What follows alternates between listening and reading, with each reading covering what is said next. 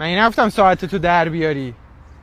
این اندازه قیمت هیکلته، فهمیدی؟ من نمیام اینو بذارم توی کولم، گرفتم استفادهش کنم. مگه نگفتم لباس تیمو بپوشی؟ این لباس تاتنهام هاتسپرز. بعد تاکید کنم لباس 2000 تو رو نمیخوام بپوشم، دوباره باید بگم سیکشتیر کن. اله بابا، این مربیه که آوردی خیلی پیپیه ها. عوضش کن برام.